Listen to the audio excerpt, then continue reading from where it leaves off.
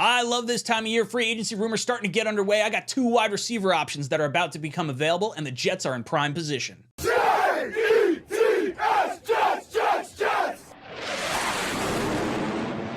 I am really excited to get into this topic. We've been discussing nonstop what wide receiver options are going to be available for the New York Jets. A lot of wide receivers are going to end up getting the franchise tag, but we got some big news about 2 wide receivers that I really like that I think the New York Jets should try to look after and target in free agency. So without further ado, let's hop into the clip that got me so excited, and we'll talk about the first prospect. We're going to have over the next couple of weeks. Will Josh Allen be here one way or another? Yeah, Josh will be a Jaguar. Okay.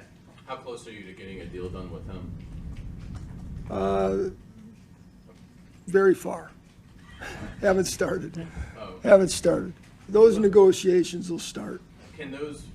A deal like that, can it happen pretty quick? Obviously, you have some time before the... You might be saying, Ryan, you played the wrong clip. Why are you looking at this? We're not looking at Josh Allen, the edge rusher. He's not going anywhere. Well, that's exactly what is so intriguing about Calvin Ridley. He's a free agent along with Josh Allen, and Josh Allen is set to stay in Jacksonville. But it's interesting because the way that Trent Baalke, the GM of the Jaguars that we just listened to, said it was, oh, they're far apart. They haven't worked on a long-term deal yet. They haven't gotten anything figured out. Well, this is news for Josh Allen because apparently he comes in, he says, that remark didn't set well with Allen and his representation or representatives. Per a source with knowledge of the situation, Allen's camp is not happy that Baalke would take time to talk to the media about Allen before taking time to Allen or his agent about Allen. Allen's camp has been ready, willing, and waiting to engage in negotiations. So obviously he wants to get a massive contract, and the Jaguars haven't had those conversations with him. So that leads a lot of people to believe that Josh Allen is going to end up getting the franchise tag and not Calvin Ridley. Some things to talk about with the Calvin Ridley situation too. There's you only get one franchise tag. So if they work out a long-term deal with Josh Allen, if they sign him to a big extension prior to the tag deadline and free agency starting, then Calvin Ridley becomes available for that tag. But if they don't work out a deal like they haven't in the last few years, like this screams to me that this is going to be a long holdout and it's going to go into June, July until they end up signing a big-time contract here. Now, things to make note of. The Jaguars have lost star defensive players in the past. Jalen Ramsey to a trade. Yannick Ngakoue wound up leaving. I think it was via free agency. I don't know if he wound up leaving via trade. And then Josh Allen's agent is known for playing hardball, and he winds up getting what he wants. He was a part of the trade with Khalil Mack and the trade with DeForest Buckner. So there is a whole lot of tensions brewing underneath the surface over there in Jacksonville. So it seems like Josh Allen is headed for the franchise tag and Calvin Ridley is going to be set to shake free. And what's interesting about that is it's beneficial for the Jaguars in some capacity to let Ridley walk anyway. They gave up 2 4th-round picks. That second 4th-round pick elevated to a 3rd-round pick because Calvin Ridley wound up having the statistics needed to escalate that pick. He had over 1,000 yards and over 75 receptions, which is what triggered the 4th-round pick becoming a 3rd-round pick in this year's draft. Now, if he signs a long-term deal with the Jaguars, that 3rd-round pick becomes a 2nd-round pick. So do the Jaguars want to try and work out a long-term deal with Calvin Ridley, and they wind up losing 1 round earlier of a draft pick? You don't have a 2nd-round pick in a draft where there's a lot of good wide receivers and a lot of good offensive linemen and things that could really help out that Jacksonville team over there. So last year, like I said, over 1,000 yards, 8 touchdowns. This is a really big-time target for the New York Jets. We were in on him last time he was getting moved from Atlanta when there was all the rumors of, he didn't really love the coaching staff, what was going on, and then all the gambling stuff broke out. Connor Hughes broke it down on WFAN today. Number 2 receiver, opposite Garrett Wilson. Week 1 is which player? Trade, draft, who is it? I think it's going to be... I'm going to go a little bit wild. I think it's going to be Calvin Ridley because the Jets are pretty high on him coming. So the only reason I say that is I think Mike Evans goes back to the Bucs. I think assuming that they work things out with Baker Mayfield, I don't think Adams gets traded anymore. Calvin Ridley was a guy that when he was being traded from the Falcons, the Jets were all over. They loved him. They made calls. They were in on him. They wanted to make a deal.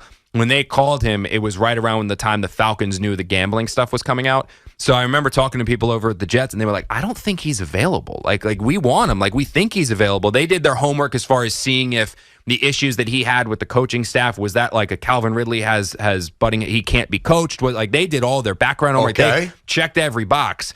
The problem with him was when they called the Falcons to try to get something done, the Falcons were like, yeah, he's not available. And it was because they didn't want to deal in bad faith. Basically, trade this guy for a second-round pick. They should have, the idiots. Yeah, really. Trade him. Let that be the Jets' problem. Yeah, seriously. They just didn't want him. They didn't want that. They didn't want to trade him. And then, like, basically, yeah, we're going to get a second-round pick. Then, surprise, he's suspended for a year. Yeah, like, they didn't want to do that. And then the Jaguars ended up getting on a deal. But if he's available, he's one I could see them because they like him. I think he'd be a good compliment. I think he would be what they're looking for as a receiver. T. Higgins, I think he's probably going to get tagged, so I don't think he's going to be there. Like, that's the thing is you look now at the list of receivers that could be there for the Jets and realize that list is going to be cut by 90% because a lot of these guys are going to come back. They're going to be this, that, the other thing. So it would be Adams, but if he's not available, I think it could be Calvin Ridley. So this gets me excited. Connor Hughes talking about the New York Jets were in on Calvin Ridley prior to him getting traded to Jacksonville. It makes perfect sense as to why he would be an option for the New York Jets this time around, especially with everyone else getting the franchise tag. Now, it's projected that he's going to get a contract somewhere in the $17.5 million a year range. The franchise tag would have been $21.6 million, so figure somewhere in that capacity on a deal for Calvin Ridley. But if he signs a longer-term deal with the New York Jets, that cap hit would be a lot lower, and it'd be a lot easier to swallow at this particular point in time when the Jets are sitting somewhere in like the $50 million a year cap range that they could possibly have depending on restructures. So I really like Calvin Ridley. I think this is an absolutely home run opportunity for the New York Jets if he winds up shaken free. Him opposite Garrett Wilson, elite route running on both sides then, and then you have the option to get the ball out of the quarterback's hand even faster because these guys are going to get open within 5 yards as opposed to maybe a bigger bodied wide receiver that might need a little more time to have routes develop downfield where he can make use of that frame and body a little bit more explosively, I guess. I don't know, down the field. I really like Calvin Ridley. I think this would be an absolute enormous grab for the New York Jets if you can get him. Now, the next player I want to talk about, I'm really excited, but I want to thank the sponsor of the channel first, and that's SKG Tax. The New York Jets practice and play in New Jersey. This tax season, Jet fans may struggle with their state tax identity. If you are a fan and can't determine how to file your income, call JR the Tax Czar and address all your multi-state tax questions. Don't go on the road to another state as a wildcard filer. Call yourself a CPA and game plan to defend your home turf. JR, thank you so much for sponsoring the channel.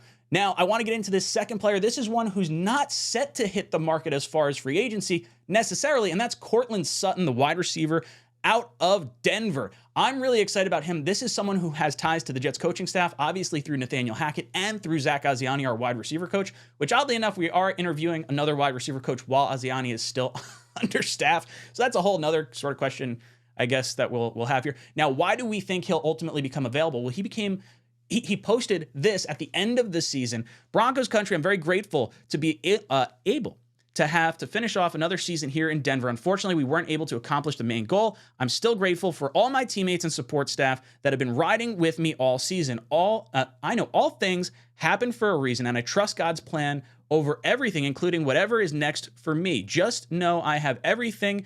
I gave everything to this team and organization every time I stepped on the field. All love, number 14. Does that sound like a post from a wide receiver that makes it seem like he's going to be on the roster in 2024?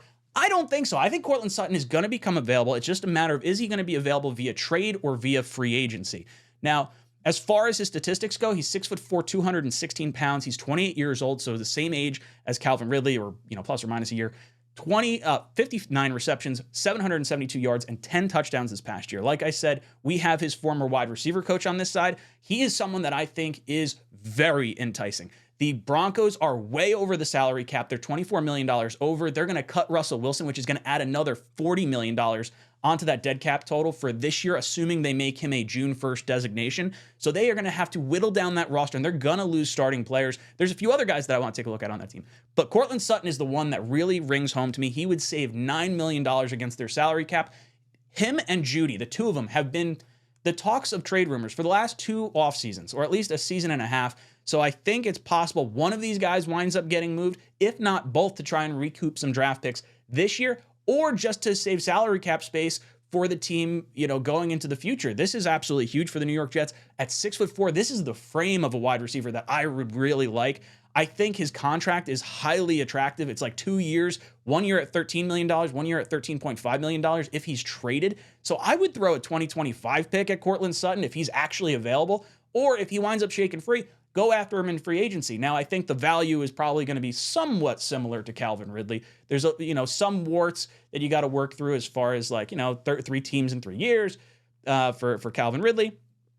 Sutton, on the other hand, he had the ACL injury a few years ago. He has been healthy basically since. So from a health perspective and everything, these guys are exactly the type of wide receivers that I think the New York Jets need to go after. Calvin Ridley, Courtland Sutton, if they both become available, is there one that you guys particularly want? Is there one that you think makes more sense for the New York Jets over the other one? Let me know your thoughts in the comment section down below. And as always, go Jets. Jets!